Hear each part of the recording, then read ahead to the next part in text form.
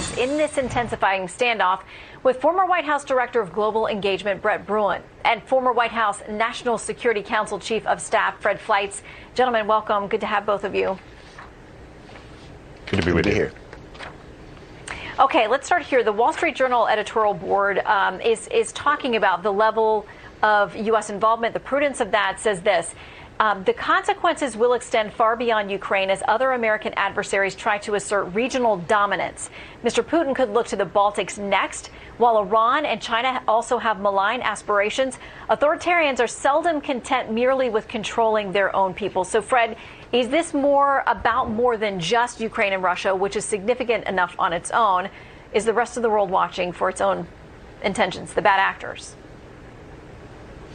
It's good to be here. I think the rest of the world definitely is watching. This is all happening as a consequence of the extraordinary weakness of Joe Biden and his administration. And you could see the confusion at this press conference at the Pentagon today. Reporters were wondering, what's the purpose of these 8,500 troops? They're not going to go to Ukraine. They're not going to stop Putin from invading. I might add, I don't want U.S. troops in Ukraine either. We have to have some serious negotiation between the U.S. and Russia. I know the Russians don't respect Joe Biden. They don't respect Antony Blinken or Jake Sullivan. Let's name a senior advisor, a seasoned advisor, Leon Panetta, Robert Gates, to go to Moscow, meet with Putin. Let's have some serious talks with serious people. I want to play something that Secretary Blinken said yesterday about things and how they may proceed. If a single additional Russian force goes into Ukraine in an aggressive way, as I said, that would trigger a swift, a severe, and a united response from us and from Europe. Brett, what are the options and what do you think would be most effective at this point? Well, I think we've got to put more cards on the table in terms of what we are willing to do. Slapping more economic sanctions on Putin isn't going to be enough. I was in the Situation Room the last time that we put on some pretty strong sanctions for his invasion of Crimea and later eastern Ukraine's provinces of Luhansk and Donetsk. What we need to be looking at are other ways that we can apply pressure, including on the domestic front where Putin is weakest. And that's what Alexei Navalny has discovered and why he sits in a Russian jail right now. So you talked about domestically. So, Brett, what are you suggesting that we could do?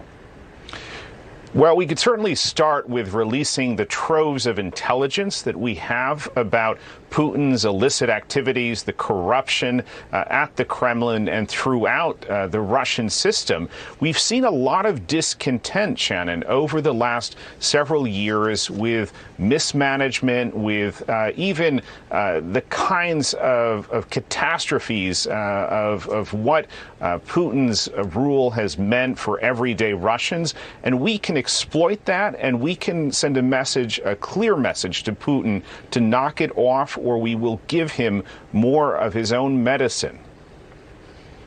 Fred, I want to talk about NATO and our allies and the people that we have to have a united front with. I mean, the White House is saying we've got that. The conversations have been had. But I keep thinking about Germany and the fact that there are questions about the relationship that President Biden has with the new chancellor there.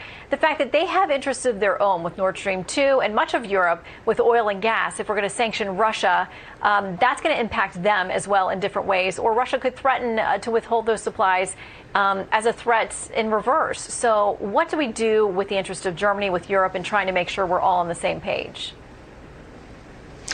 I want to first say that what Brett said will have absolutely no effect in solving the situation. Releasing intelligence that Putin is corrupt, that's not going to have any effect on this. Putin's going to ignore that like he has all the other red lines are drawing, the threats of sanctions. But I think you're onto something here, Shannon. Unifying NATO, and NATO is not unified right now. We know Germany is not with us on sending lethal aid into Ukraine. That could have an effect in trying to pressure Putin. The problem is NATO is so divided because it is so reliant on Russian natural gas, because they're moving away from nuclear power. They're moving away from coal power generation plants. As long as NATO is divided, it is further emboldening Putin to move on Ukraine. All right, quick final word, Brett, just a few seconds left. Yeah, with all due respect, Fred, I think that Putin is weak at home, and that if we can not only release the information, but magnify it, work with Russian civil society and other dissident actors, Putin is going to feel the heat. Well, we know the Biden White House has been presented with a number of different options. We'll see which they ultimately exercise. Gentlemen, thank you both for your time. You bet. Good to be here.